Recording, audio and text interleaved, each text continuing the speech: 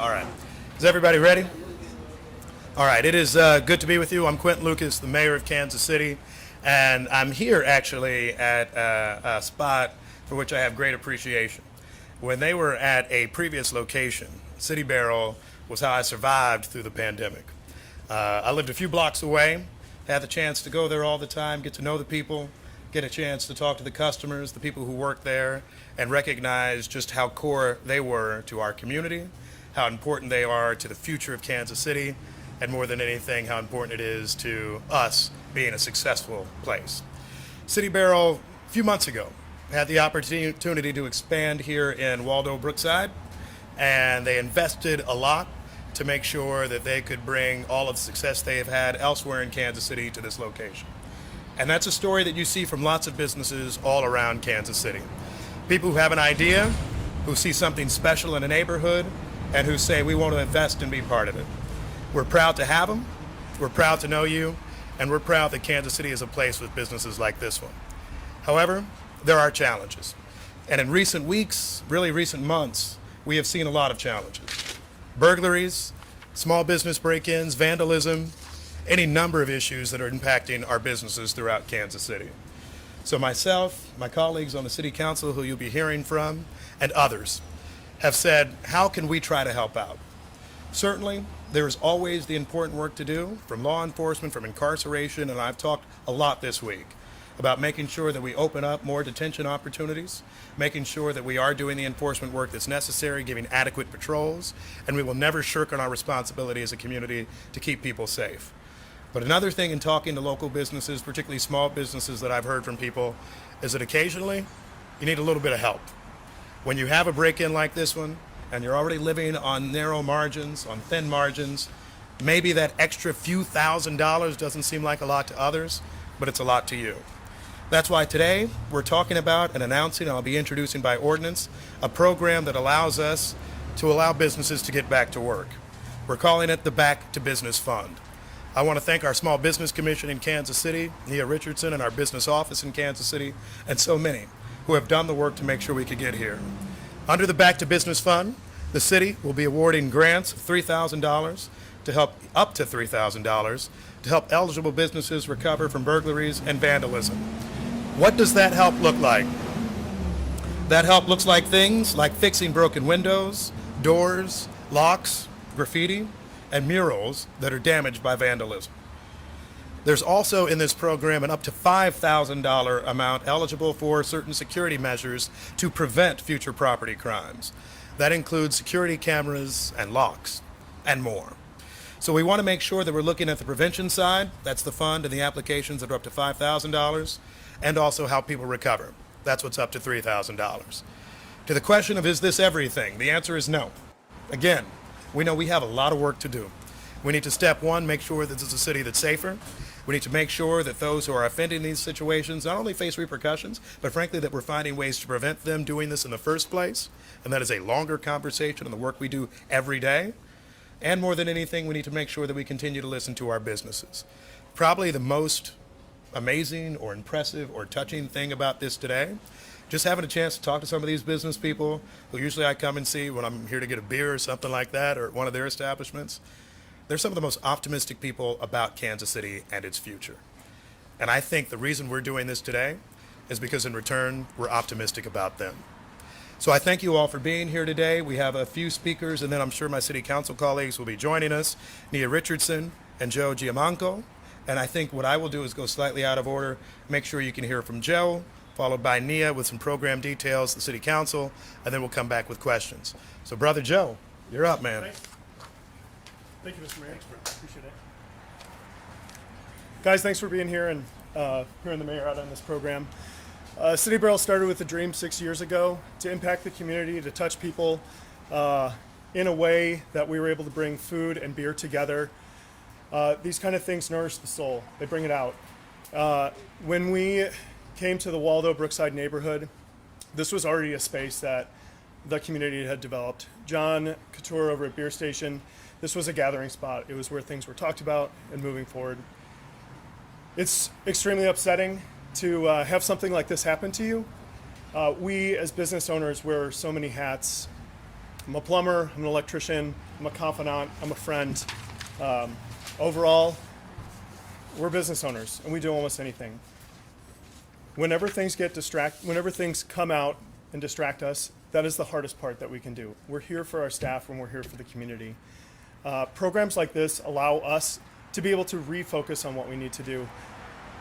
My door is going to be about $7,500 to replace. My insurance is going to, my deductible is $5,000. That leaves a massive gap in where I'm at.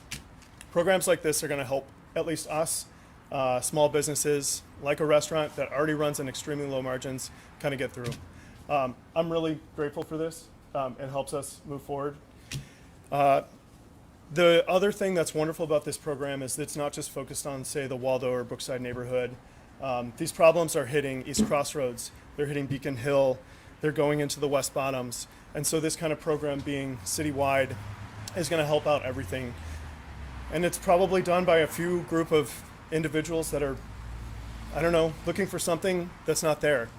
We don't carry cash in this business. And so the damage that this causes, the emotional hurt that has caused my staff is harmful. And so if we can have one less thing that we're dealing with, and we can really refocus on helping to build the community back again, that's something for us. So, Mr. Mayor, I really appreciate you guys doing this for us. Appreciate it. Thanks. Thanks. Nia Richardson from the city with the details for you. Good afternoon, everyone. Nia Richardson with the City of Kansas City. I oversee our KC BizCare office. This work was led by the Small Business Task Force for the city, which is chaired by Councilman Wes Rogers. Members of the task force were very concerned about what they were seeing on the news, as well as myself every morning as I get my children dressed and watching the constant news going on about, it seems like every night our small businesses are getting broken into. The biggest concern that I have is that I want to make sure our small businesses can stay in place. If you are constantly being vandalized and you're constantly making insurance claims and your premium is constantly going up, I don't feel like that would be great for you to kind of stay in position or stay in location. So the hope is with this is that we can help you stay in place. We can help alleviate a little bit of stress that you might be feeling. I don't think we imagine this being like the magic bullet that just kind of knocks it all out. We probably will have to continue this program, unfortunately. So while I was excited to figure out how to build this out, I'm not happy that we have to do this. I'm not happy to hear about all of our businesses being vandalized the way that they are, and it's getting really, really out of control. So the hope is that this kind of alleviates a little stress for our small business owners as they get back up on their feet. Again, with the eligibility for the program right now, we just want to make it so that it's for Kansas City-based businesses. We're working to collect more data to understand how to better fine-tune the criteria to ensure that we can include as many people as possible and really hit those that are being impacted. We don't want to create a criteria that's so tight that you can't apply for the money and can't get the relief. So all the details of it right now are not already set in place. We do know we want to have it on a rolling basis. There'll be a time period. But again, as we get more data and as we get through this first round, we might see that we might need to do it again. And I really think it's something we should probably advocate for pre and post World Cup, because I imagine if we get more people to ascend upon the city, we might have more incidents. So I think this is a great way for us to be a little bit more proactive about what's to come for Kansas City, but also to be really proactive about helping our businesses in Kansas City. Thank you. Councilwoman Blue, we'll go in that order. I'll close for you so nothing blows off. Thank you. I'm Andrea Boo. I represent the 6th District at large, and right here in the heart of Waldo, Brookside, and South Kansas City. I'm happy to be here today and support this, but as Nia and others have said, it's sad that we have to do this. But we as a city are taking a multifaceted approach to help our small businesses. I, 16 years ago, was a small business owner in the Brookside shops, and it's difficult. It's difficult to be a small business owner and to have to face issues that our small businesses are facing now, and to run a small business is something that we as a city need to assist them. I know my offices, Councilman Duncan's office, have helped John before this and Joe just to get these businesses open, and we want to make sure that they stay open. So whatever we can do to assist City Barrel and other businesses in the area and throughout Kansas City, we will continue to do. So thank you all for being here. Thank you for sticking with us, and we will stand behind you. Jonathan Duncan, 6th District and District City Council. All I want to say is that this, as many others have said, this isn't going to fix everything. What it will do is show business leaders, the business community, and the community at large that we have your back, right? So this isn't going to fix all of the problems, right? And I think there, still a newly elected city council member, there tends to be a tendency that, well, if this solution is not going to fix everything, then why are we doing it? We're doing it because it's important to show solidarity with our business community. It's important to do this to show solidarity with everybody who's been affected by this. As someone who's had their house broken into, their front glass pane, a rock shattered through it, and the damage itself was more than the criminals actually were able to steal from my home, the violation remained. And I think just showing the solidarity with our business community that we're here, that we have your back, I think is worth more than any amount that we're able to provide in actual assistance. So we're not done. There's still more to do, as the mayor said, but this is just one more step and one more tool that we can use to show our business community that we have your back. I'm Kevin O'Neill, 1st District at large.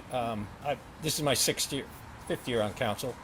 And I really do appreciate the mayor introducing this ordinance, and along with it, the idea that we have another ordinance today in front of us. It's going to create about 100 and some odd spaces up on the 8th floor at the police station. We are taking public safety seriously, and it's hard as we go forward to do things in a timely manner. So I think this gives us something between the 8th floor at City Hall or at the police station, between this new program. We're trying to catch up and help the small businesses as much as we can.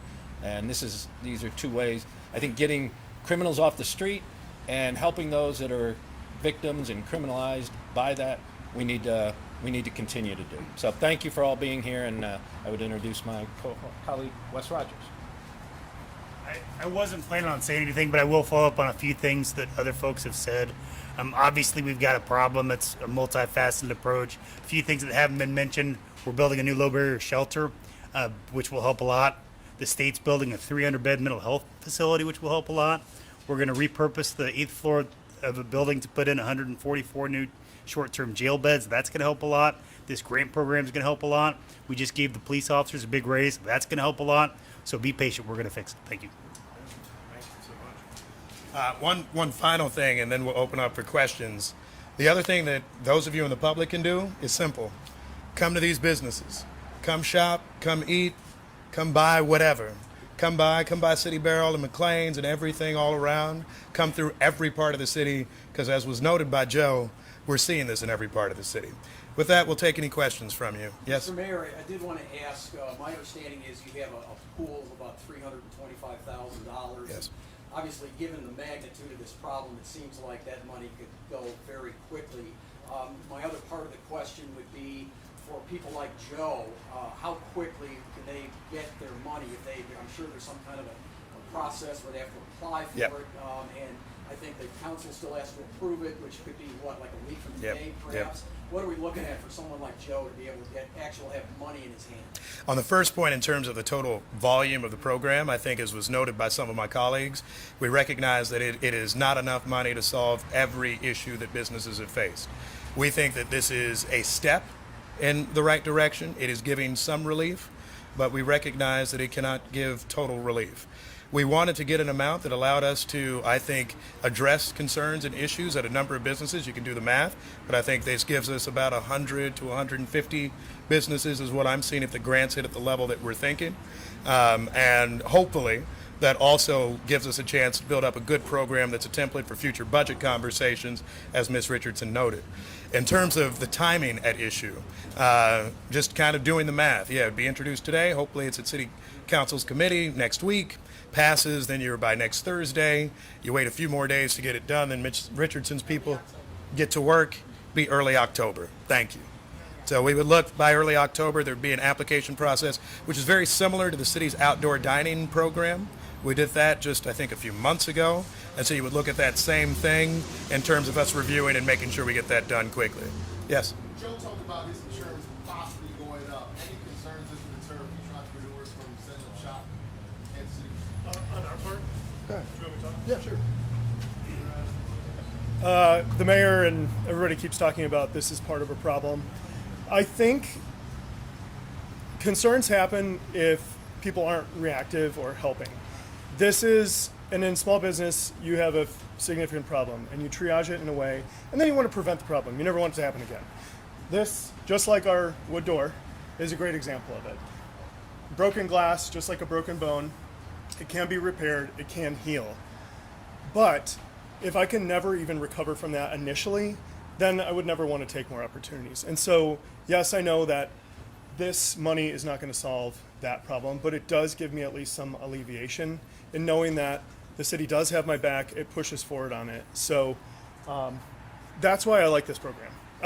It helps a business owner know that the city is here for us, that they do want to support us, because we talk big things, we talk big growth.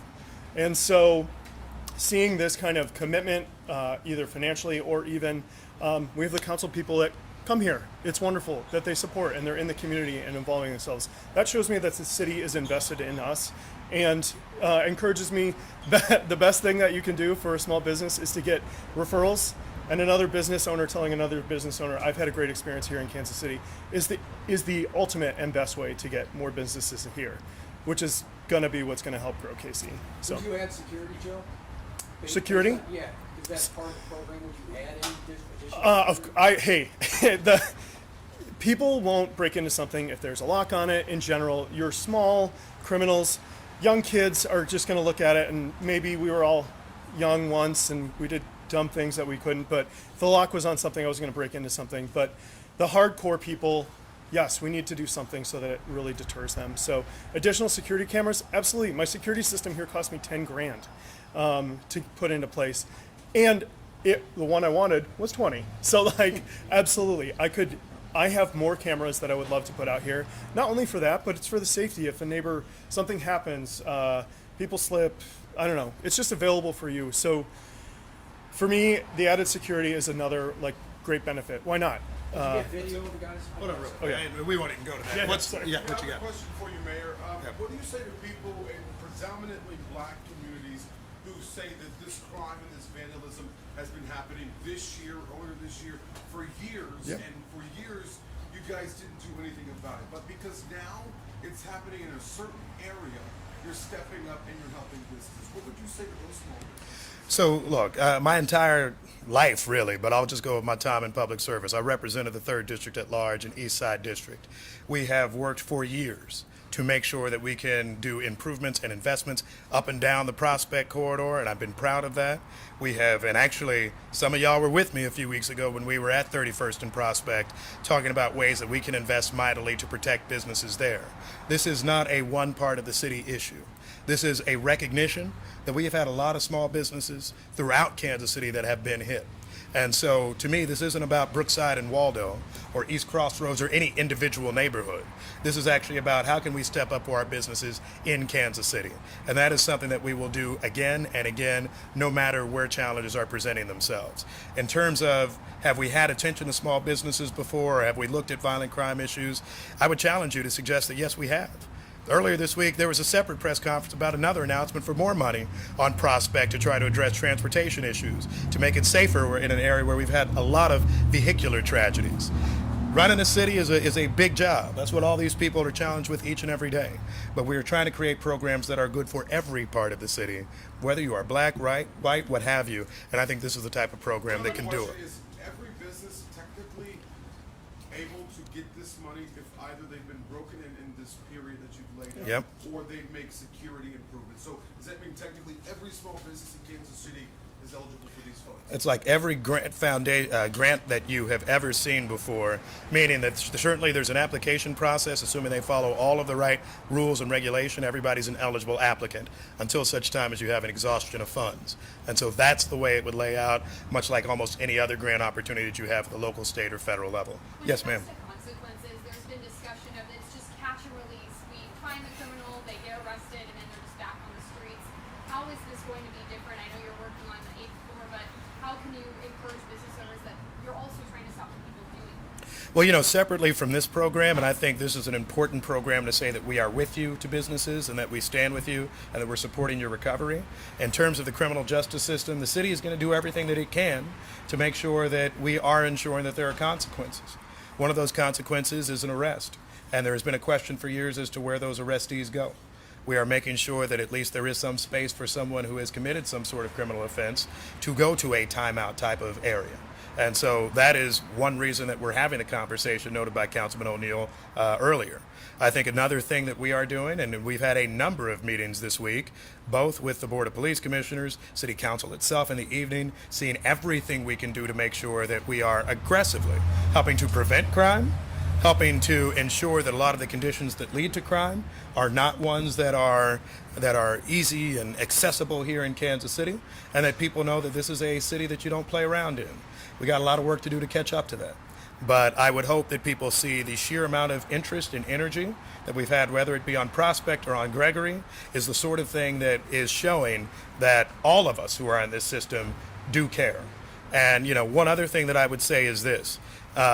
Certainly on the municipal prosecutor side, i.e. the people who are derivative to those who we appoint, we file charges. I think a lot of folks are filing charges, so what we're looking for is to make sure that people know when there's an arrest, there are consequences. For me sometimes, and I've heard this from the police chief, it isn't a story necessarily of severity. It is the swiftness and it is the certainty of consequences. Right now you have people who aren't necessarily thinking they'll get caught, and you have people not necessarily thinking that there's a real arrest to follow. One sec, yes, With the go ahead. two-pronged approach of 3,000 and 5,000, does that mean businesses can get a whole lump sum of 8,000 to go towards security and repair? I'll let Nia build out what that full program is. I think what we were trying to see, and I think we would look at incident and business each separately, but I don't have an answer for that yet. It's something that I think we'll need to determine for you. Sir, Yes. I did want to follow up on Councilman O'Neill's point about the jail on the 8th floor. Hindsight, of course, 2020, but over the course of the last few years, there was an opportunity to partner with Jackson County on a jail. They broke ground. They're going to get ready to open before too terribly long. It looks like that 8th floor is going to take 2 years from now. Any regrets that didn't work out, that partnership? First of all, I don't think the 8th floor is going to take the 2-year time frame that you're looking at. I think this is something that can be done rather efficiently, and we're going to try to push to do it. We have the property, right? We know the permits people, and so I think we can get that done. In terms of regret, I don't live my life on all that. We're going to try to look forward and make sure we're addressing issues for the future. We'll come back and answer more questions for you off of the camera. Thank you all so much for being here.